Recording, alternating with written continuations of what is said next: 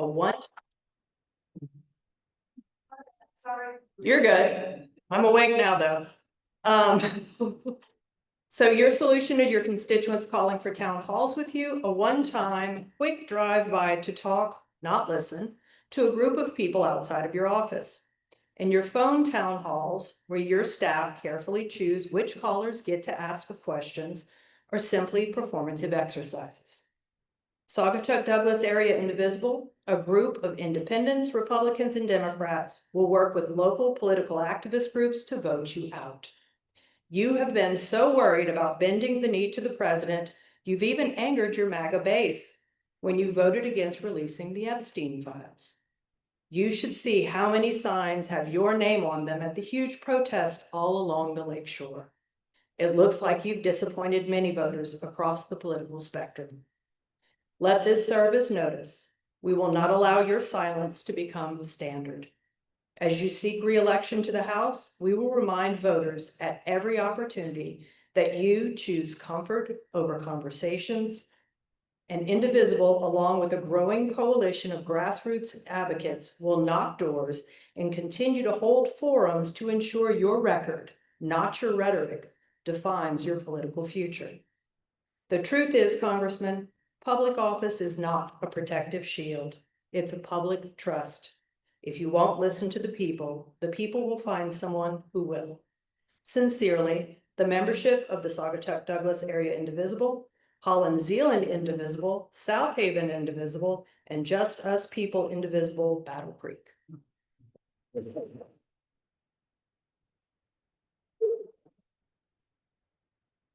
And once we post this or some sort of link to it on our social media, just start spreading it. Because maybe it will start putting pressure on some of these news organizations that would really prefer not to engage with troublesome things, because it's time to make some good trouble.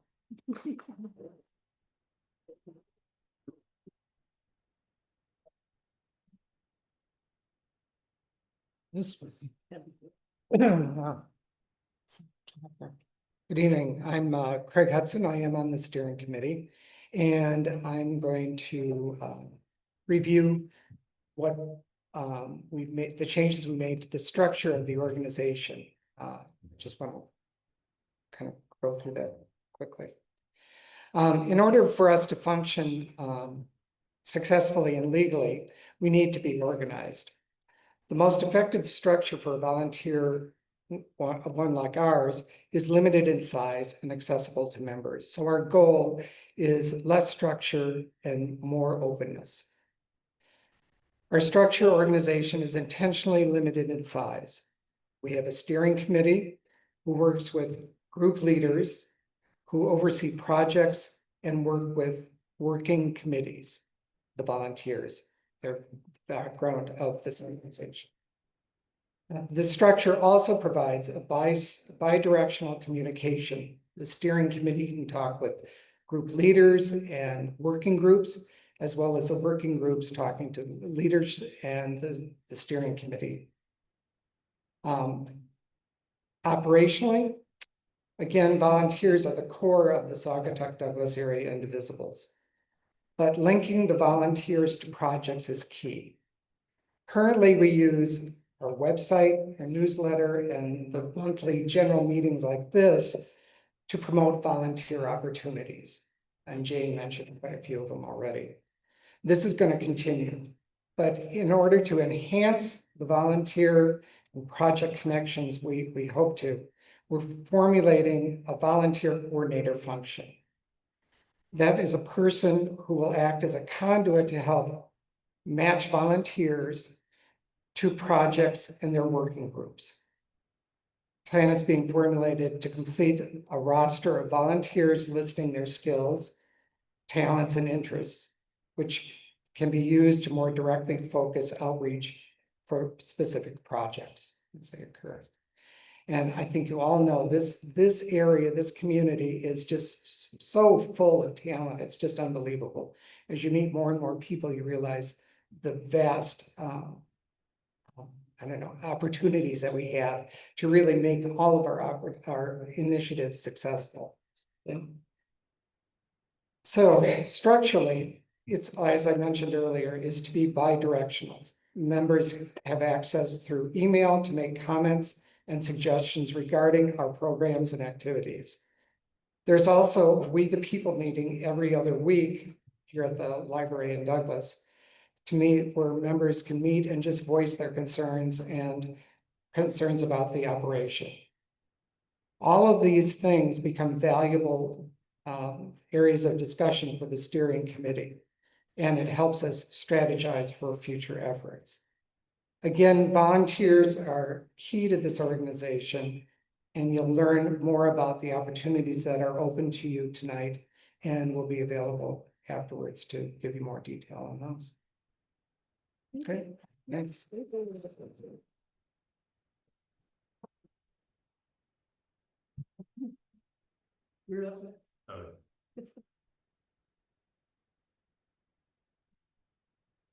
Could I have the next slide? I'm David Moore. I'm on the steering committee and co-chair of the safety committee with two other co-chairs. And I've been working with Pam Miller to set up our rapid response to ICE. There's been a lot of contact come down since, as Jane said, since we were here a month ago. It's almost so fast you can't keep up, and it's a little overwhelming. There's been a lot of good things that have happened as well. People are mobilizing and not shying away from the battle that we have to engage.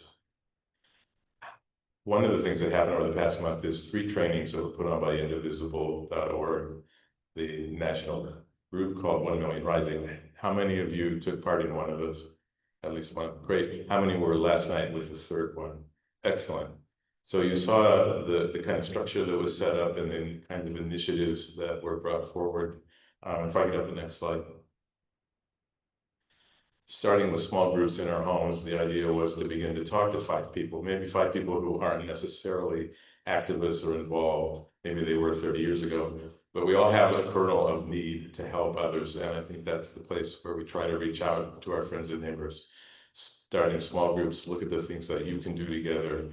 Collectively, we can become larger organizations such as this one that's sitting right here, or your formal church group.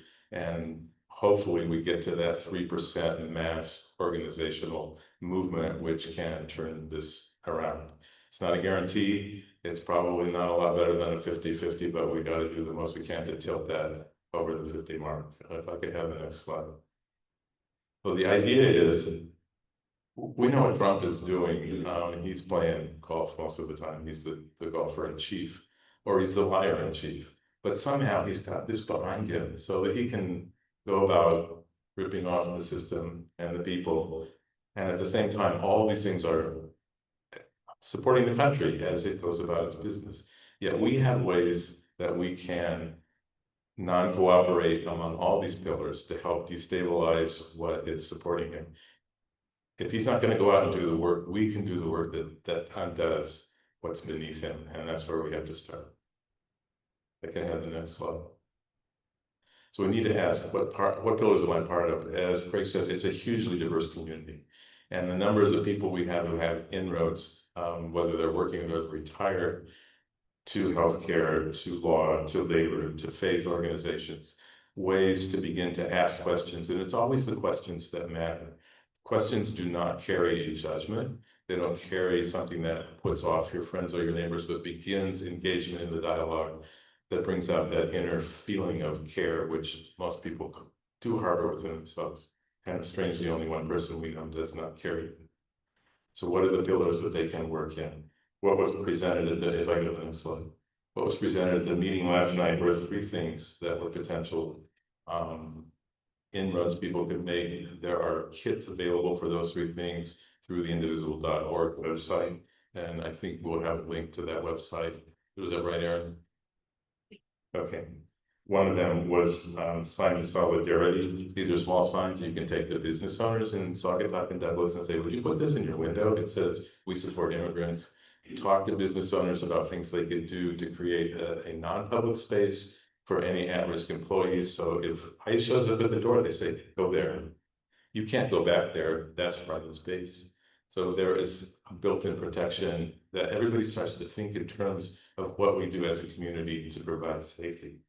The second thing is to ground Avila, the airlines, which is flying people so that they are incarcerated up in Baldwin. That's happening in Grand Rapids, and we will be sending buses. We can go there as individuals. There are protests there every week. The more we can make trouble for Avila, the more we can interfere with that. Put some cogs in, what do you say, sand in the cogs of their system so that we stop this transportation.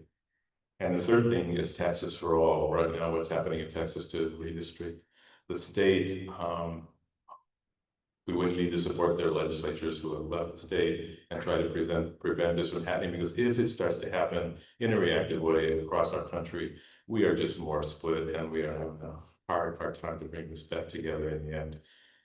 One really important thing that has happened is sanctuary community. And as you know, a lot of communities tried to be sanctuary communities. They were states like Illinois and California. They were small cities like Evanston, Illinois, where I'm from. Those places can be sanctioned by the government. There were ways to, slap the hand and say, no, you can't do that. And so within those communities, it becomes harder and harder to create those designations because people are fearful. But if we do it as an organization of friends of communities, we are a sanctuary community, and we can extend from Muskegon through the work we're doing with rapid response, Muskegon to Holland, to Zeeland, to Saugatuck, to Douglas, to South Haven, and maybe to St. Joe. We've built an entire West Michigan sanctuary community. People who find what is sanctuary, it's this space, it's home, it's what we know about ourselves as caring individuals. It's where we have to start the reflection that then gets extended out to others. And through that, I think we can come together and we can work together. And let's start and build what we can with the immigrant community right now, because from there, it will be another community. We know it's not going to stop there. We need to be here for each and every one of us. Thank you.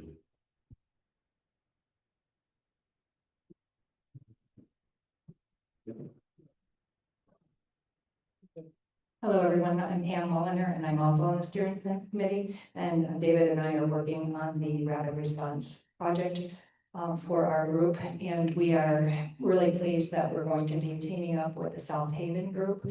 And we also have Holland, Zeeland that we're working with. So as David already mentioned, if we've kind of taken the West Lakeshore here and hope to make this a reality here. We're working very hard on it. Rapid response includes direct action, and it also includes, which is where you would be actually deterring ICE from taking members of the affected communities. And then it also has mutual aid, and which is where he's talking about the sanctuary cities. And that's mainly providing family support, providing rides, shopping, fundraising kind of things for that community. We do have a training that's scheduled for September 22, and that will be here. And if you haven't already signed up for the list to get the information about that, on our website is an interest survey. We are, I'd love for you all to sign up for that if you're interested in joining this movement. The interest survey, then we would get your information, and we are able to send you an email, because our meetings are going to be by invitation only, because we want to have them protected. We're not putting them out on our website. They are, because we don't want ICE to know about them, frankly. So anyway, so the way to do that is to sign up with the interest survey on our website, and then you will get notifications about when the meetings are and what's happening. In addition to the September 22 meeting, we are having, for people that have already been trained, there is a meeting that we're having, and that will also be here on August 20th. And that's for people that have already been trained, plus anybody that's interested, because since our training that Grand Rapids will be doing is not until September 22, that's over a month away. That's too much time. So we want to do something right now, as fast as we can. We know that people are being taken every day. They're afraid to go to the grocery store. They're afraid to, to drive anywhere. They can't, so we need to help.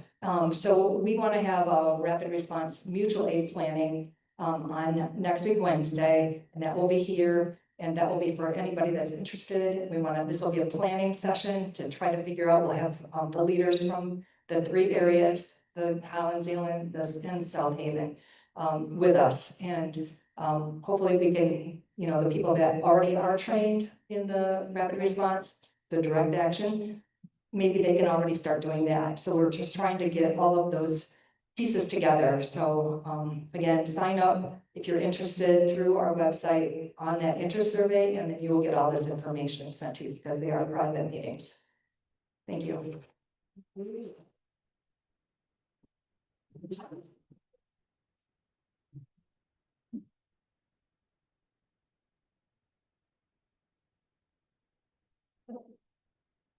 Okay, just a quick question. Ma'am, that is open to people who have been trained and people who are interested, August 20th? Yeah. Okay. Oh, okay. Hello. Could I have a slide? Fundraising. All that we're doing, and we're doing a lot. And it does take some money to get permits and other things like that. So we have a that's good. There's a little joke about the, never mind. Just happy it looks good up there. This is currently a summer fundraising campaign. So far we have raised $18,000. It's a $40,000 nut that we need to crack for the first startup year and for the first year. So we have a ways to go, but I believe that we are going to do it because we have a good program and we've got a lot of people who want to make sure that we succeed. The goal is to raise the money by September 15, and we do have some levels, suggested levels. We needed a couple people who might be a little wealthy and have some money that they would share at a $5,000 level, $2,500, $1,500, $1,000, and $500.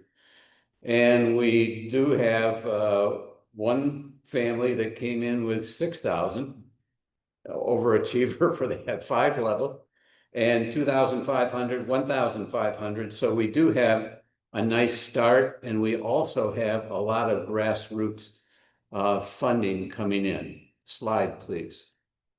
So we still need the 22,000. And what we're doing is it's a threefold approach. One, we would like anyone in this group who would be willing to have a gathering in their own home. It could be coffee and donuts. It could be the most elaborate, whatever you want. We need about 10 people where we can come in and explain what we're doing, all of the programs that we are getting involved in, and asking them if it pulls their heartstrings, they'll send us a check and we're out of their way. So one thing is gatherings. Is there anyone here who might be willing to just a little hand? A lot of people are a little bit reluctant, but think about it if you would. And I'm Ron Collins, and then Monica Blacker.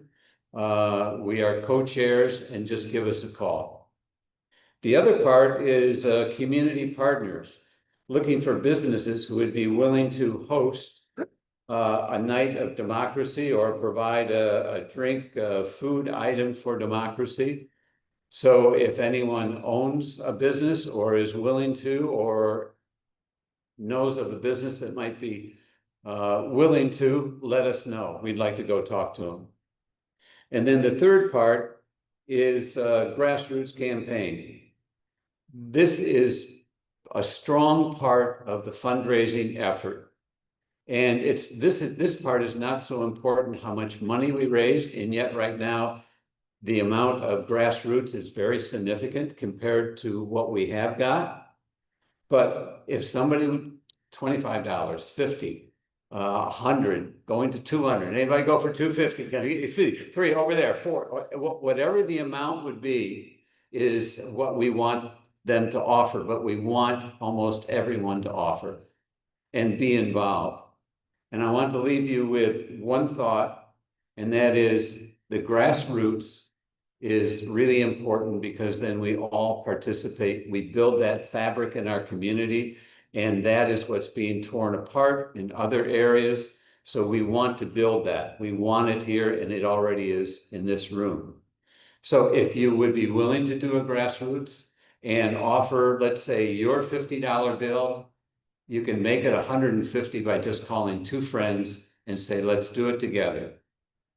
So if you would think about the fundraising, I'll be in the back with a box that says, would you like to donate on the way out? Thank you.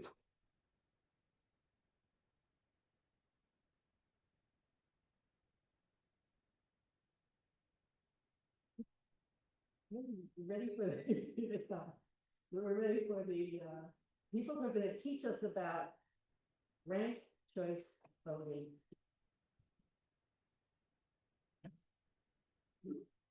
Hi, everybody. Hi. Some of you know me from the community, some of you don't. My name is Mari Terzak, and we've got some of our names wrong. I'm here to introduce Dan, not Alex. But that's what happens when you plan something for many, many months. Things change. I'm just introducing Dan, who is part of our leadership in the Makatawa area.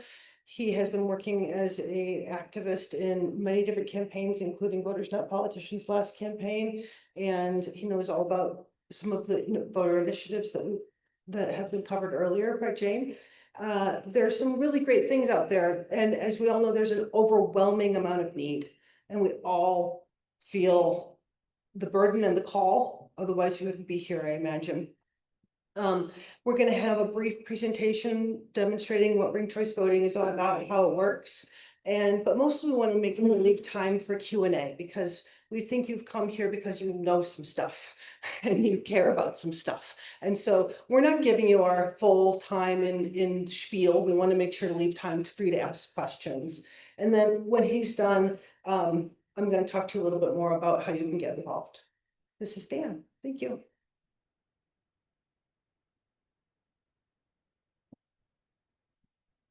Hi, all. Hi. Everybody hear me okay? So I'm Dan. Stay close to the mic is the main thing.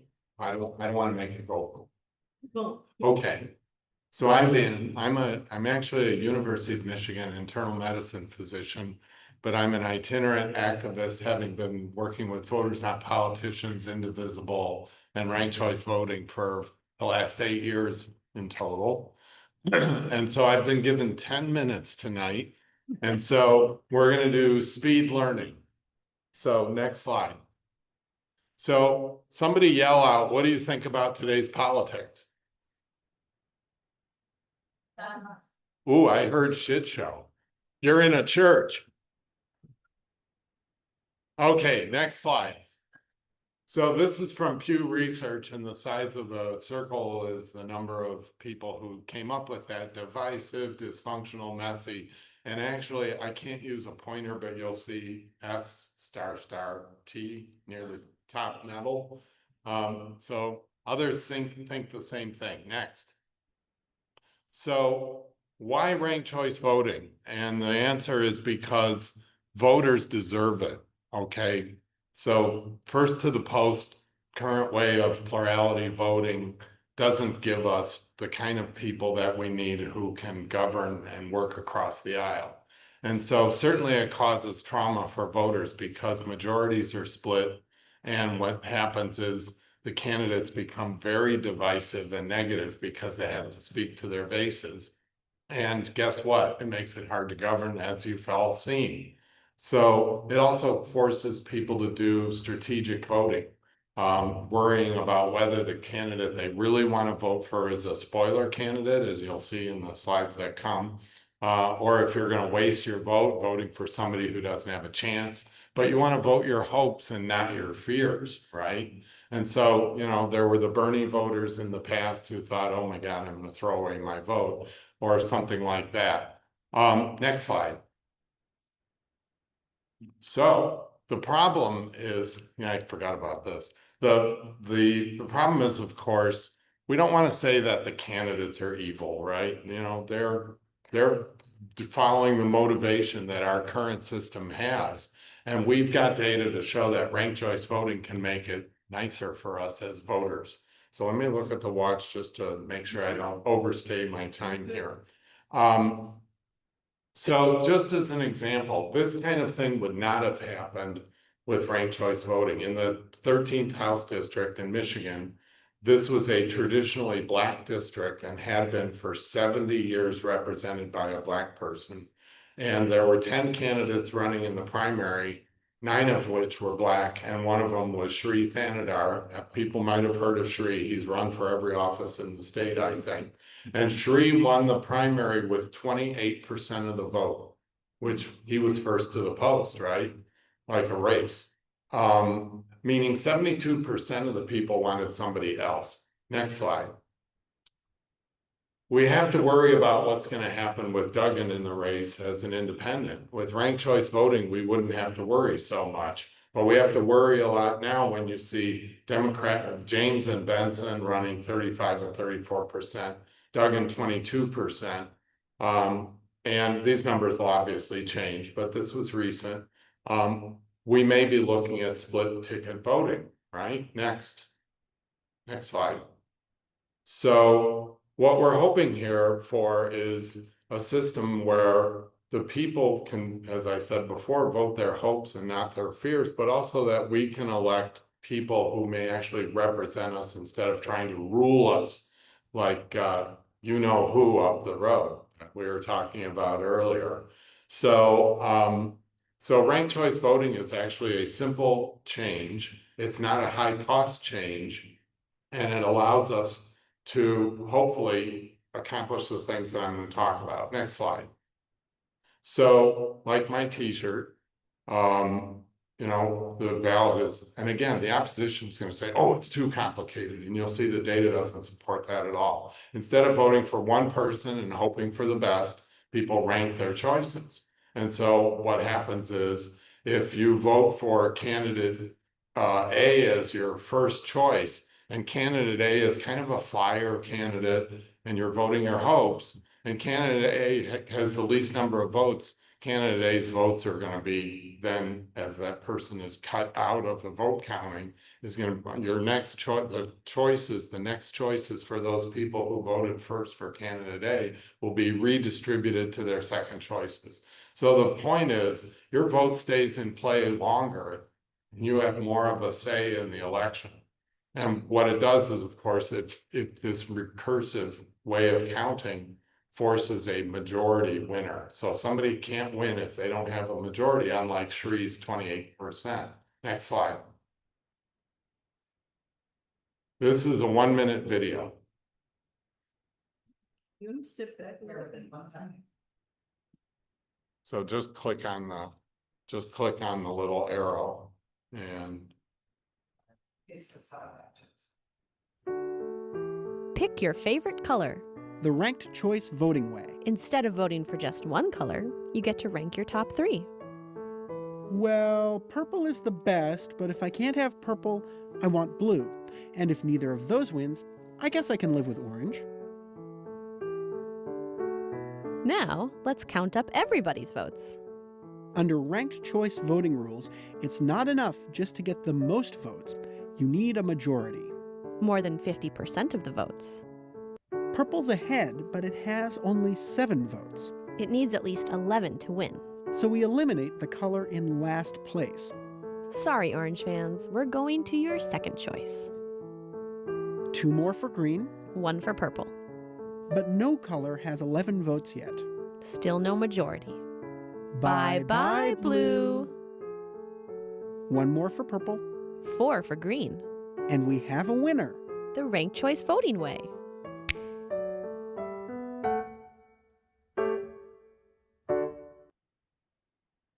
simple, right? Next slide. So, oh, go back 1. Forward. Thank you. So here's an election with just 2 candidates. Everybody recognizes Luke Skywalker and Darth Vader, right? So Luke has polls of favor, and Luke would win in a one-on-one election, right? So next slide. That's easy. Next. Now, imagine Leah decides that she wants to get in the race. Leah is of a similar politics to Luke, but notice she polls Luke better. But she doesn't have a chance unless either Luke or Skywalker or Darth drop out. And so this creates a problem, the split vote and strategic voting, right? Now, what happens if we do this under a three-way race? Next slide. Majority loses and Darth Vader wins. You like the little crown? Isn't that cute? Next slide. So let's go back and do this under ranked choice voting. Same 60-40 stuff. Luke Skywalker wins. Next slide. Now, with ranked choice voting, the least vote getter would be Luke, and he would drop out. Now, presumably because the politics are similar, most or all of his votes would go to Leia. Then what happens? Next slide. Next. Imagine that. Majority wins, okay? Because the majority were purple voters, supposedly. Next slide. So what happens under ranked choice voting? Well, first of all, voter turnout is higher. If you look at the recent New York City primary, it's unbelievable what's happened over the last 4 years with a few 100,000 voting 4 years ago and 1.2 million voting in this last election. That's more than 17%, but you get the idea. In Minneapolis, well, you can read, can you read the slide? Is it big enough to read? I don't have to read it all to you, but I'll tell you that people find it easy, despite what opposition says. 82%, 88% in Minneapolis, and 95% in the last election in New York City. In red places, Utah, 82%. And look, notice that 94% approval rating. We are a nonpartisan group. This can work for Republicans in Republican places. It can work for Democrats in Democrat places. And what it does is it makes more participation, majority winners. I'm wearing a sort of purple shirt because nonpartisan. So it doesn't matter what I personally believe, right? In Virginia, for example, it worked well for the Republicans because for the first time in over a decade, they actually won a trifecta in their state. On the other hand, in Minneapolis, not Minneapolis, in Alaska, sorry, where they've had ranked choice voting for quite a while now, there was an election. Theirs is going to be different from ours because they have the highest candidates in the primaries, all in kind of a jungle race, and then use ranked choice voting to choose the governor or whatever. So Begich and Palin, remember Sarah Palin? I can see a lot of Russia from my porch. They ran against each other as Republicans and said, vote only for me, don't vote for anybody else. The Democrat, Peltola, said, you know, if you don't want me personally first, make me your second choice. And guess what? She won the election. So a Democrat in a ruby red state by following the right strategy. So it's amazing how things can work out. Next slide. So the candidates find to be more acceptable and be, oh, I got time, and be more broadly acceptable to people, and if not their first choice, be their second choice, they tend to be nicer. And they talk about policy. They don't talk about tearing each other to pieces like we hear now, or like Begich and Palin did to each other. They also tend to work together, as we saw Mandani and Louder in New York do. They said, you know, if you don't want me, vote for him, and so on. And so you get cooperative campaigning, not battles. And what this does is, in theory anyway, but we've seen it in action, is it elects people who are a little bit more willing to work with the other side. Next. So where is it in use? Well, it's been in use for over 100 years in parts of the world. Also, Australia's used it for over 100 years. It's still in use in many places in the British Empire. Here it's used statewide in Maine and Alaska. I think everybody knows that. But there are also 13 million voters in various cities in those red colored states. they're not red states, they're red colored states, who use ranked choice voting. And even in the South, the military votes, the overseas votes are counted using ranked choice voting, so they're included. And it also decreases the likelihood that places like Georgia will have to waste up to $70 million to have a runoff election. So in Michigan, it's already been approved in 5 cities, basically with no campaigning by up to 70% margins, but it's on hold because the state has banned it and the major parties have decided that they didn't want to change things. Even the Oscars, Best Picture and other things are chosen using ranked choice voting. And in Michigan, the parties actually choose their candidates using ranked choice voting. Go figure, the major parties. Next slide. So next. So this is a constitutional amendment, which means we have to get 611,000 signatures. Well, that's actually more than we need. We need about 435,000. But we want to be sure we get enough to get over the top, right? So it'd be for the for primaries and general election for US President, US House and Senate, Governor, and in the general election, Secretary of State and Attorney General. We're holding off for right now on Senate, State Senate, and State House to make the clerks happier, because rolling all this out at once would be a little bit tricky for them, and they are being happier about this. And at some point, maybe it could be Supreme Court justices, university officials, you know, it could apply to anything. It still permits straight party ticket voting because that's protected in the Constitution after promote the vote and Proposition 22(2). So it doesn't change anything related to that. And in localities that voted for it, it could go into effect immediately. Next slide. So there are other things in there besides instituting ranked choice voting. It requires that voters be informed about updates. I don't know if it's big enough to read or not, so I'll just cover this really fast. It also makes sure that voters who are in line at the time polls close, if everybody's not voting absentee by then, get their chance to vote. Most localities do that, but this puts it in the Constitution and protects the voters. Pro-voter initiative here. Guarantees the right to paper ballots. And this way there's always backup. People go, oh, what about security? And how do we know how the computers are doing these calculations and all this? And the answer is it's all on paper and it could all be done by hand if necessary. Enables write-in candidates. And it also does one thing that the clerks will really appreciate. It moves the primaries up to June. So they actually have time to prepare for the general election. Next slide. So the ballot language was finalized and the petition language in late June. Next, after we worked on policy since last fall. Then we gather signatures, and I hope everybody here is ready because we need volunteers. Next. And in November, we win when we get 2.2 million votes, in theory. Okay.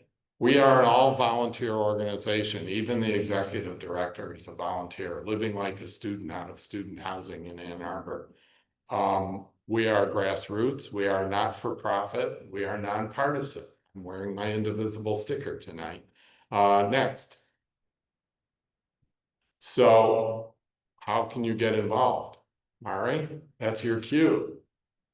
And I might say one or two other things after Marty's done. Thank you all for listening. I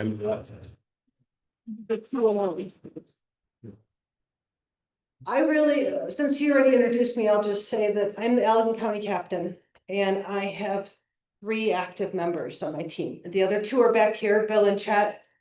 We are one of the largest counties in Allegan in the state, and it's bullshit that we only have 3 active volunteers. I'm desperate. We have 5 months to get over 500,000 signatures. There's 4. You have me. Thank you. Well, you're not in my county. But he is willing and supportive as he came down to us today. So I do want to give you guys time to ask him questions, especially because I'm not a designated speaker yet. So I might say my opinion more than the policy line of the organization. But yes, in the back, you've got a question. Oh, wait. have a whole time for questions. Okay, great. We have a whole time for questions. When you finish your thing, then there will be opportunities for anybody to ask questions specifically about this or to make comments and questions about other things. Great, I didn't know that. Okay.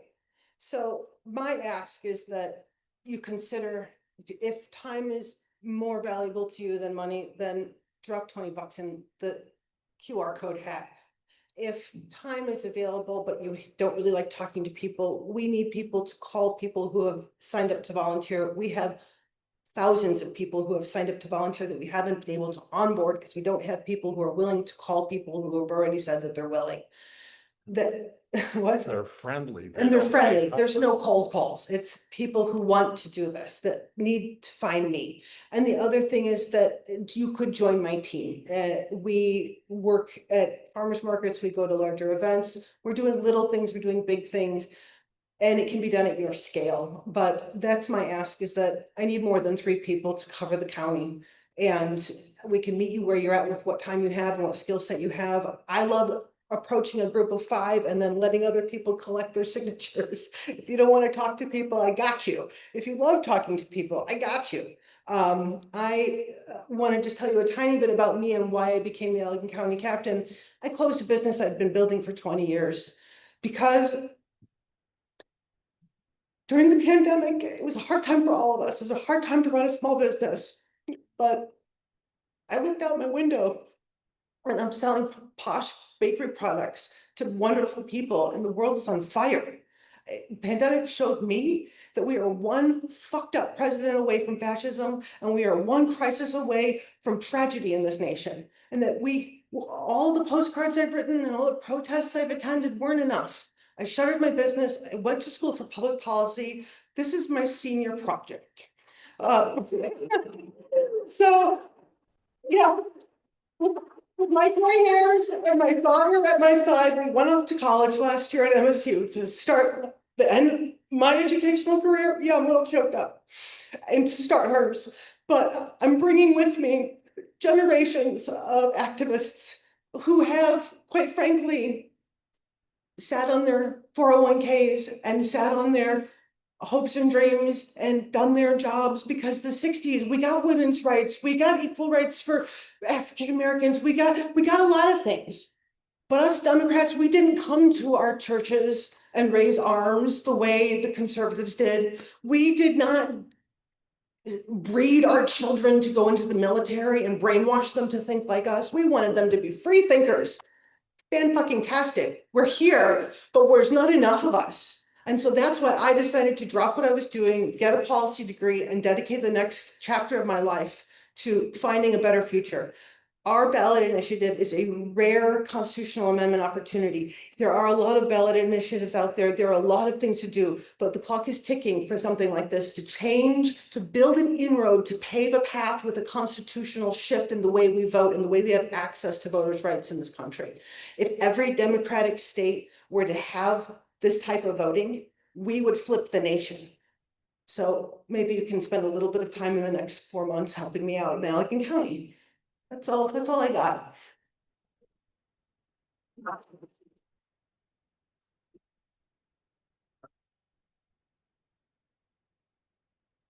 Wow, I don't want to follow that. So actually, before the first question, 2 asks. The first ask is volunteer. Well, 3 asks. Volunteer. There are little sheets at the back where you can sign up and give your contact information, and you will be contacted hopefully without long delay, because some of you are also going to start calling. The other is the donate part. You heard about donations before, whether it's $5 or $1,000. It's really small donations, and the number of them that show the interest to the big donors that'll help us raise the $10 million we need to run a campaign. So if you have $5, scan the QR code, click donate, give $5, $10, whatever it takes, okay? The third ask is we have petitions back there at the table. Everybody, if you're in favor of this, gets to sign the petition, okay? If you're not sure, we have leaflets, you can do more reading. Now, any questions? So now we call on Our lovely Nana White. There she is. She asked, should I come dressed as Nana White? And then I laughed, and I said, that man is always welcome. She said, I think I'll be more serious.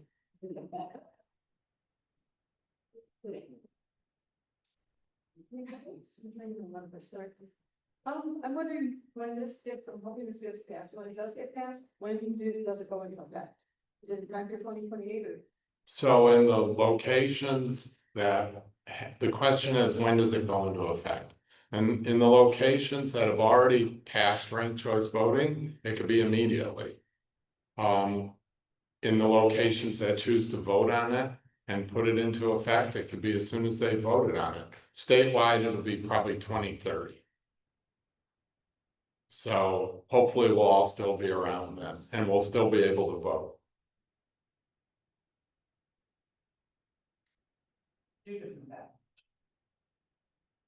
Now, the other option is you could just holler it out and I'll repeat it.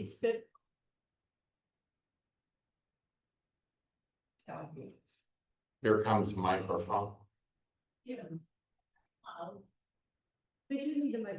Hello, I have two, and frankly, it would be helpful to ask a question after the presentation that I wanted to ask a question about. The first one, when we were talking about ICE and people being grabbed, I got the Holland Sentinel, I got the commercial record. Has there been any real major culling in Allegan County? And have I missed it? Anybody know the answer to that? Has there been calling by ICE? A lot of people arrested now. Yeah, I think, I don't. Yeah, Michigan has not been a hotbed for ICE arrests. We certainly have a lot of farm workers here that are, and many are scared to go to work. So tell us about Grand Rapids.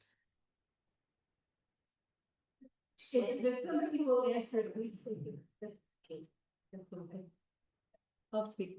Okay. Yeah, thank you. What I understand is that there has been several arrests in Grand Rapids, and that what was been happening because Grand Rapids has locations where they have actual ICE office and they have immigration offices, and they are arresting people that are actually going to their appointments. So we're trying to prevent them, and we're being trained by the Grand Rapids Rapid Response Group on that September 22nd. But they have told us, and if you look in the news, you'll see that some of the responders have been arrested as well, trying to protect people from being taken. So what I understand also is that Baldwin facility is full of people.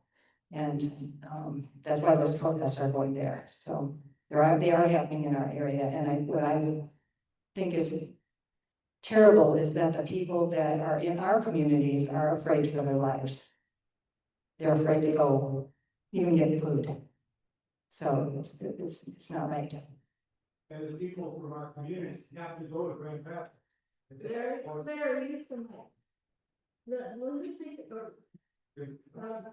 Well, he said that the people from here have to go to Grand Rapids to do their business. That question, otherwise I'd like to stay with that same question. Larry wanted to ask something related to this, and then come back to, is that okay? We're using the mic because of Zoom and also to people who are trying to. Okay.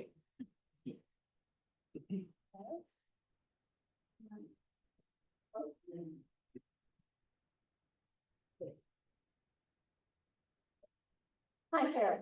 I agree with the idea of ranked choice voting while you want to have it. What I would like to know is, have there been studies with ranked choice voting about how many people actually got the people they wanted? One of the problems you have with the voting that we have now is that it's the lesser of two evils. If you have ranked choice voting, will we quite often not get the person we want anyway. And it's still our second choice. And Well, so that's why I would prefer to have the kind of thing they have where we have an open primary, there's 5 people running. You vote for them, the top 2 candidates, no matter what their party is, run off against each other. so there are many flavors of ranked choice voting. Under the Michigan Constitution, we have straight party voting, and at this point, Michigan has semi-open primaries. So semi-open primaries are not really compatible with what you're describing.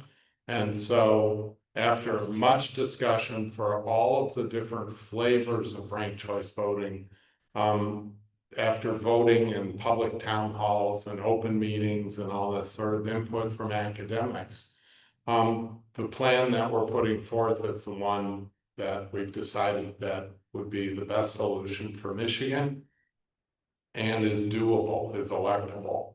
Now, the question you asked first is, will this solve all problems? And the answer is, of course not. We need to do whatever we can to improve things. And no, it won't elect fringe candidates, shall we say. So if people really want the Green Party or whatever, it's not necessarily going to elect the Green Party or the Libertarians, but it certainly will get their voices heard. We saw the way the left wing of the Democratic Party moved the party left by getting their voices heard, but people were still stuck with strategic voting in deciding who to vote for, say in the Sanders, Hillary Clinton primary. And so we don't think that we can build the whole house, but we can certainly get the porch done and the painting done. There's been a study done. This is where you have one. There have been many. Who was your first choice? How many have you actually got? So actually, that data is available. And the answer is, some studies have shown that, and remember, this is early in the career of ranked choice voting, and the places where they have it are not purple states like Michigan. We're talking Maine and Alaska, okay?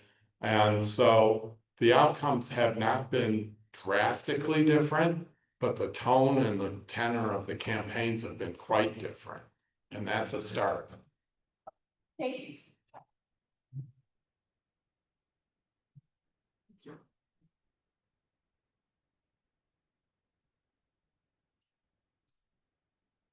First, is Invisible a deductible organization? Is it a 501c3 or whatever the point? It is not tax deductible for you. In other words, we don't get a tax deduction for it. It's a 501c4. And what that means is that it's nonpartisan in the sense that it's policy oriented and idea oriented and so forth, but you will not get a tax deduction for your contribution. You will, however, get stars in your crown. The other question is, if someone signs, it's my understanding, when someone signs a petition to put something on the ballot, constitutional law, it does not require that they vote for that. Of course not. It only requires that they support it going on to the ballot, which is very different and makes it getting a signature a whole bunch easier. That's exactly right. And if people want to know if your $5 or $10 donation to rank my vote is tax deductible or not, it is not. We're a 501c4. But you're doing this to get keys to heaven. I'm gonna go off on a tangent for a moment. Is that okay? Yeah.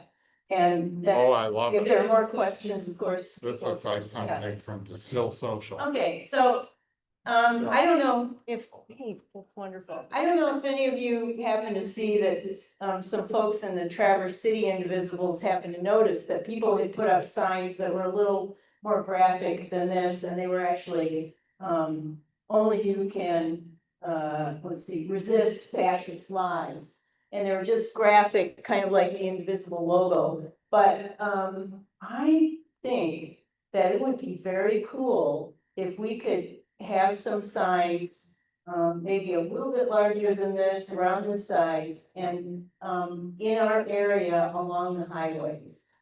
But what we need is to find someone who owns property backing up to the highway, maybe it's wooded, so no one knows whose house it is, that would be really ideal for them, I think.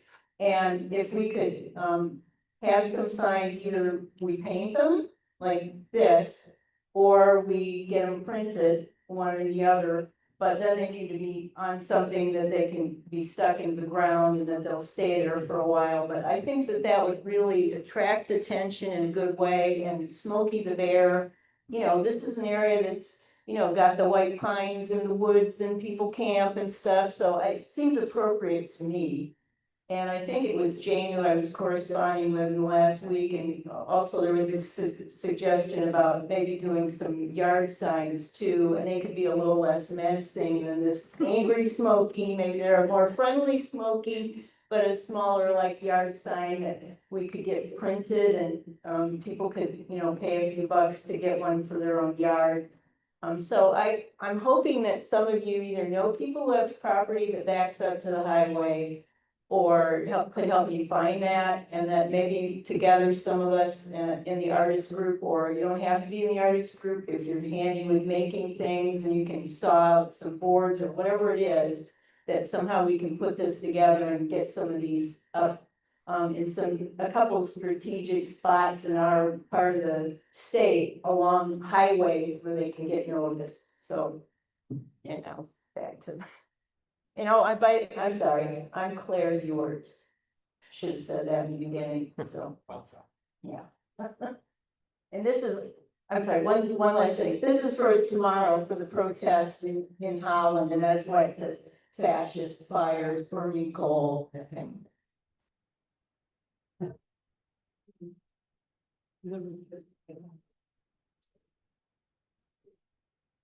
Okay, can you hold my? So this is this. Stand by the podium so people on Zoom can see you. Oh, yeah, sure. My name is Kat Van Hammond. And I want to share with you a project I'm doing. It's on September 13th, and it's launching in Washington, D.C. And it's called Drumming in the Dream. And I'm having people from all over the country make banners about what their dreams are and what they want.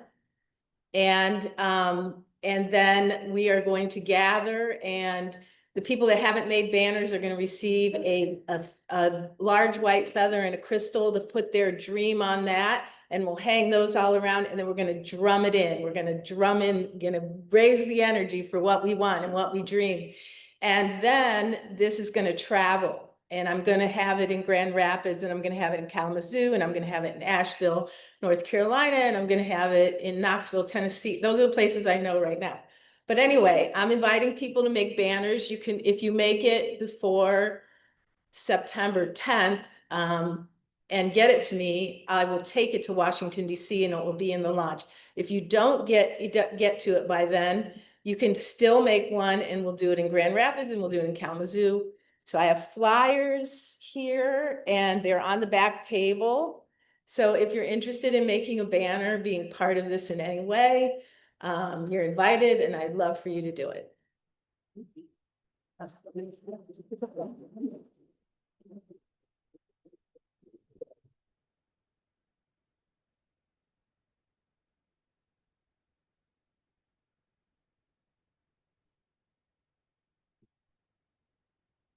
I'm Pam Lannis, and I'm curious if any of you have seen the banners, sheets, I don't know what they use, over the bridges, the walking bridges over the highways. I had such a visceral reaction driving into Wisconsin in October last year that I called 911 and complained. It was about our fearless leader currently. And I complained and I said, I am so disappointed. I'm coming into your state and this is what I see. Well, I was told it's, it's okay. So my question is, how hard would that be?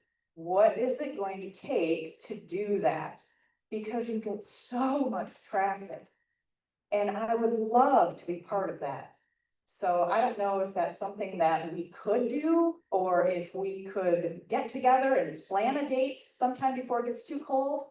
But I would love to see that happen. We could do it right in Zealand or somewhere close by, or have it be as many bridges as possible that have the fencing that allows you to hang things on it.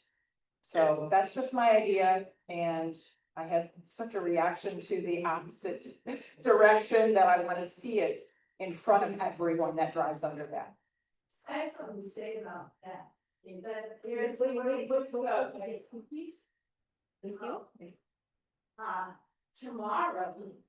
Tomorrow, there's a big group of people, there's a whole movement that they're doing that tomorrow. In different places, tomorrow. Yeah. You have to look it up online to see where it's happening, but I mean, it's too. Huh? Disability Brigade, is that the name of it? I can't remember because I just saw it. But anyway, I just wanted you to know, you could probably find information if you have time tomorrow. There's probably one somewhere in.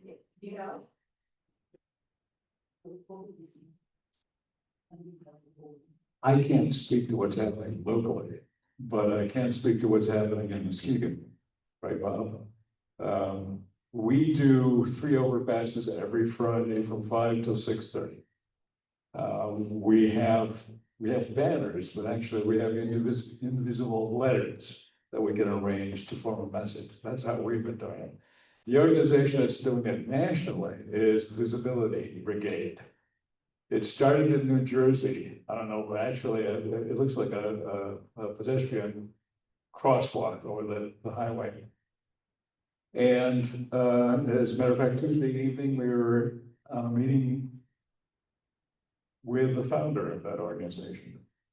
And he had just gotten out of a meeting the previous day with a Notchenker Osorio. I don't know if any of you know who she is, but a very important person with respect to messaging. Go to Visibility Brigade. That's a good place to start to find out how to do this. It's happening more and more places. Grand Rapids does it regularly. I forget which over. Hall Street is one of the streets that they do. I don't know when and where exactly, but so rush hour resistance. That's what it's about.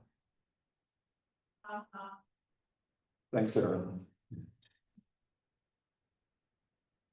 Oh, and by the way, we just came up for a new method of hanging the individual letters. We actually have a banner like with pockets that we put the letters in instead of handling them individually, because there aren't enough people sometimes to spell out a message. Not only that, but you're behind if you're doing that, which means you can't see the traffic. And what's very important, we found, is looking people in the eye, watching their fingers. Things like that. Anyway, that's all I have to add.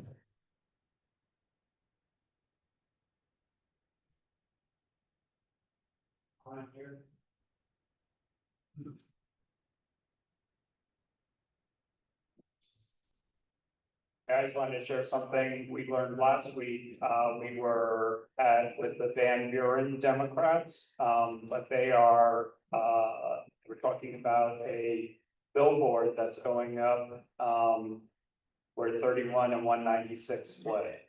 That's going to be basically Christie's letter and some quick stats about how many constituents Huizenga is kicking off healthcare and things like that. So exciting thing for me was, I mean, billboards are the big money.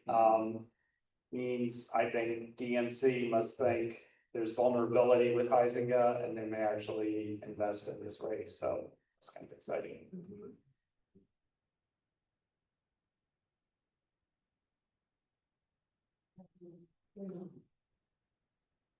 I just wanted to say there is currently a project for the Congressional District 4 Dems. It's up on our website. They have a fundraiser coming up at Everyday People Cafe. And they are working on a billboard project. And then also I just wanted to say for anybody here, at the back of the room, we have these square cards.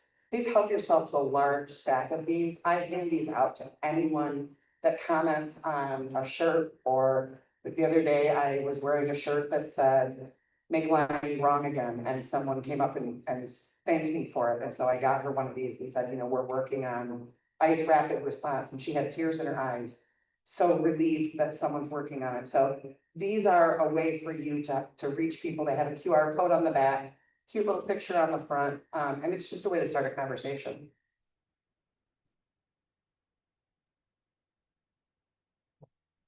Anyone else? While we're waiting for somebody else, I'm looking here and there's for those of you who want to take over a bridge. Grand Rapids tomorrow, Friday, 4:30 to 6 over 131 on Hall Street. So go out and raise hell.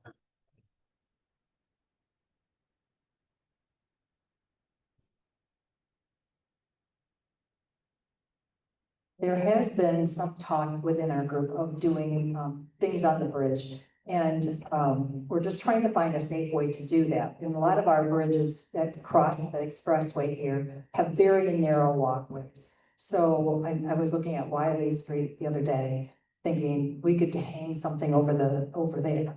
And so there are people that are kind of looking at that, but I think we have to make sure that we do it in a safe way. So that's all I'm going to say about that.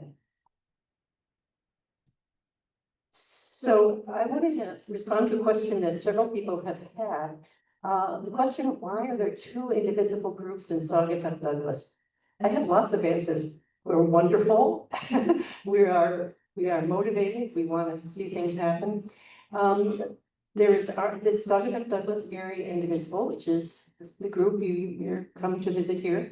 And there's also one called Good Trouble. Saugatuck Douglas Uniting, I think it is the whole long name. There are two because we had different ideas. We are totally agreed on our final goals and what we're trying to accomplish. The differences had more to do with strategy and what would be the best use of our energy and what should we put our time to. So we're each working on things that are a little bit different, give you opportunities to participate.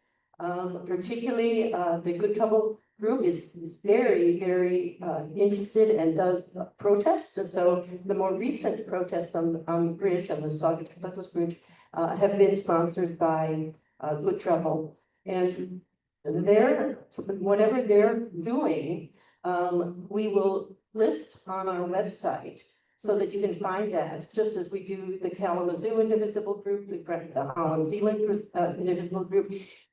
Do be aware that that means we haven't looked deeply into it. We're not responsible for it, but we want you to know what's happening so you can make your own choices about what you want to do and how you want to participate. Jan Cohen is the main organizer for the Good Trouble group. And I spoke with her recently and she said that she hopes to start regular protests on the bridge. We've decided not to be on the bridge, but she's organizing that. They're going to be on Saturdays from 3 o'clock, I think, starting August 30th, and then every Saturday after that. You'll have a place you can go stand if you want to. There are other things happening in Holland, like tomorrow's march. I hope many of you will be. It's kind of a stroll from a short distance from Window on the Waterfront over to Bill Huizenga's office about climate. That's about the climate. On 6 feet in Holland, there's You want to just do that? on the 16th in Holland, I just saw it. Darren, can you tell me what it was saying specifically in regards to Texas and the problems from that? Gerrymandering. And it's gonna be in Holland on Saturday at 12 o'clock. Thank you. Where did you find it? I'll tell you what, Brad, I'll find it, I'll put it on the website. I'm kind of interested in knowing how many people went to the gerrymandering sessions that they were having. Could you wait for the mic? You can't have your wait for the mic, please. Thank you.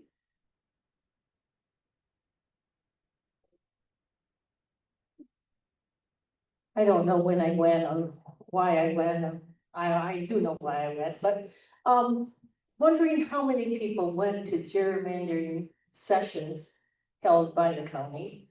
And it was very interesting, it was very Republican, and it was very, yep, this is what we're gonna do and go from there. But the state of Michigan did get involved and did a little better, so. Those things are important to attend.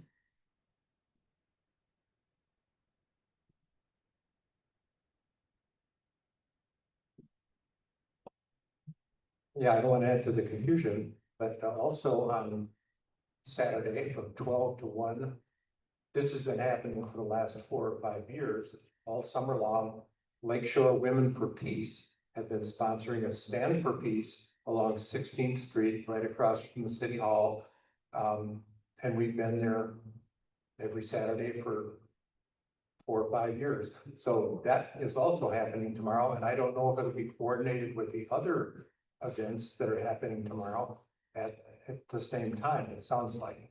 I can't say any more about it than that, but that's also happening.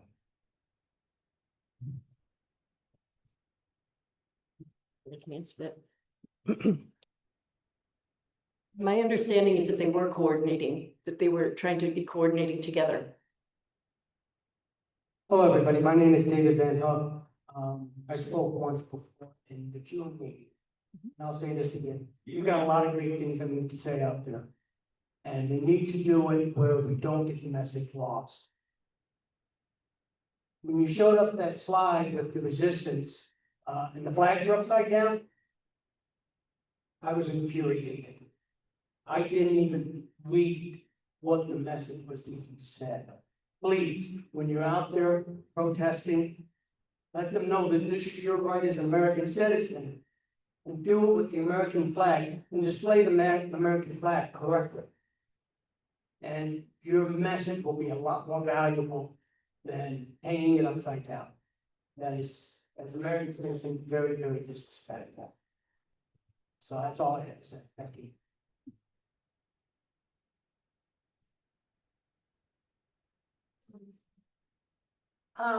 Wasn't it a few years ago, cause I signed the petition, it went on the ballot that we would have a nonpartisan group do our districts. So we had a buffer against gerrymandering in Michigan that we voted for, and that works, and we did that, and it was a really positive move in the state of Michigan, and I know other states are also trying to do that, and I think that the ranked choice voting thing is amazing and great, and we should go for that big time. And it's just as important as that gerrymandering constitution, added to the constitution in the state. It is.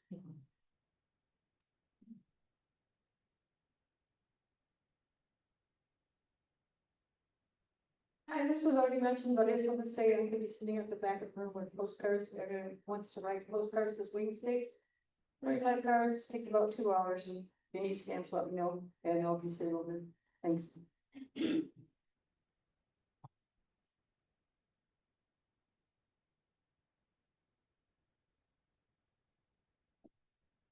Hi, I'm Hector. I have a couple items from the veteran community from Common Defense. Our group helped sponsor a rally on Friday for the Hmong immigrant group. 15 of them were taken here in Michigan. I think there was one in Holland, actually, or from Holland, I hear. So we went to the rally on Friday, about 400 people. The thing is, these weren't ordinary immigrants. And the veteran who got up is a combat veteran from OIF who was in government affairs. She was with the Air Force and she was off base in Afghanistan, working with local communities in a very dangerous environment. All right, and she has a Purple Heart for that, okay? But she got up and gave a speech on what we do with our military allies. See, now you have to understand what the story of the Hmong people is. It's from the Vietnam War. We asked the Hmong kids, most of them were young teenagers, be guides for our special forces and our CIA people to pick up our downed pilots and run a secret war in Laos for Nixon, okay? The people who were related, who were picked up, are the relatives of combat veterans, all right? Not government officials or just somebody, or the boat people. We had a lot of boat people came over in 75, 76, and 77 here in Saugatuck and Holland. I remember that. But these were combat veterans and their kids. Those kids were not born in Laos. See, the main people were kicked out of Laos for helping us. So they ended up in Thailand. Most of the people who were arrested or taken by ICE, or whatever you want to call it, were born in Laos or in Thailand in a refugee camp. Don't speak their language, never been to Laos before. We got news this last Wednesday that the 15 of them are together at least, and were flown to Laos and flown off there, pretty much unceremoniously. And we've been working with this group. We have a state rep from Michigan who's actually a Hmong person, one of the relatives. And the thing is, these are the people who are heroes. All right, we talk these people into helping us fight a war. Whether that war was right or not doesn't really matter. But we've done this over and over again. And to start out, to target these people, because they're willing to show up to their appointment with immigration. Why? Because they've been doing it for 30 years, 45 years, 52 years. There's something wrong if we allow this to happen. Because I got news for you. You know the Turks? You know what a Turk is, right? So you're right? The interpreters? You know how many interpreters we had in Iraq and Afghanistan? 78,000. What are we doing with them? It's like as if we were going to kick Lafayette out of our country. That's how I feel about it. This country, our revolution was fought by the French and by foreigners. Our Civil War was fought by foreigners. We got serious problems. I'm sorry. I got a little preachy, but this is what this fight is about. This is not about some people working in the kitchen. All right? Or some people doing this or that. They're starting out with people who are heroes to us that we need to freaking care about. Okay, the second thing is, Sean, who's a veteran, Marine Corps combat veteran with common defense, has set up training at Fountain Street Church on the 23rd of August with the Meta Peace team.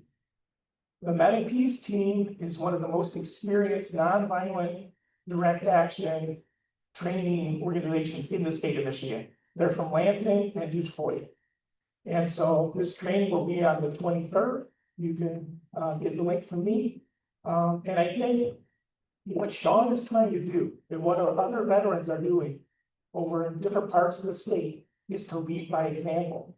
And Sean felt that in West Michigan, we need this kind of training because it's in person, it's a physical experience, it's all day. It goes from like 9 to 4, 9 to 5. But this is the kind of training that we're gonna need. Because the authorities that are doing these evil things, they are not gonna put up with us much longer. But we need to have a core group of people who are trained, who work together, who know how to do things. There was an incident in Holland where a guy was getting all crazy and yelling. Anybody hear about this or saw the video? This guy's yelling at me, turns out he was kicked out of boot camp for the Marine Corps or something, that's his actual backstory. But a lady jumped in between us. And I knew right away she had been trained. She stood in between us non-violently, and the guy, I was able to talk him down, and we hopefully talked him out of getting arrested. But this is the Medicaid training, 23rd of August, out City Church of Grand Rapids. Thank you.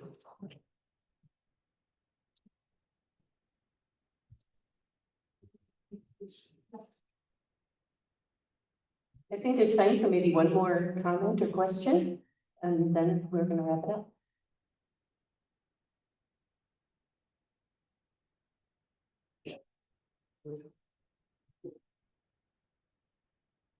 I just want to follow up on the comments about the signs. And I think if we could have a yard sign, that would be helpful, because the gentleman who talked about flying the flag, I'm all for flying my flag, but I'm afraid it'll be misinterpreted that I'm on the wrong side. And so if I had a little yard sign that basically made it clear what I did support and I flew my flag, I think it'd be more effective. So if there's a way that we could get something like that going, that we could all come. You know, I've seen one in the neighborhood that's basically just a crown with the line through it, very effective. But I looked on Etsy and I couldn't even find where to buy that. It looks like somebody knows where to buy it. He's waving his hand wildly there as he wanted. The Grand Haven groups have actually produced a lot of signs. If you recall, Ottawa Impact, that organization, they're actually responsible for producing those too. They had the original sign, which was OI with a circle. Well, they're doing the same thing with a crown. So they've got lots of signs up there if you're interested. Okay, so I think we will take that and see if we can, the next time we're together, have yard signs for y'all to pick up or something like that. I think that'd be great. And thank you again for the comments on the flag. I remember when you first spoke on, and it is our flag. We have the right to that flag. We pledge allegiance to it, and that's where indivisible comes from, and justice for all. So anyway, thank you for your comments. Thank you for all of your comments, for your interactions. Thank you as you go out to maybe see about whether you want to circulate petitions or be part of that group. So, and as you can see, there are many, many great things to get involved with. You have been here, you are here, and you're moving out and ready to continue to be the very good people that you are. Maybe not always, but right now, we are all very good people. Go in peace, and we hope to see you again. Oh, one other thing, the next meeting can't be the Thursday that we originally thought here in September. We were doing the third Thursdays. The chorus, the local chorus, is going to be meeting every Thursday. So it'll either be in a new place or it'll be in a different time. So please stay tuned to find out where we're going to be meeting. Be very patient. Comment on the signatures, T-shirts. Yeah, lots of stuff as you go out the door. Larry's security man is asking you to be patient. All righty, thank you, friends. That was good to hear.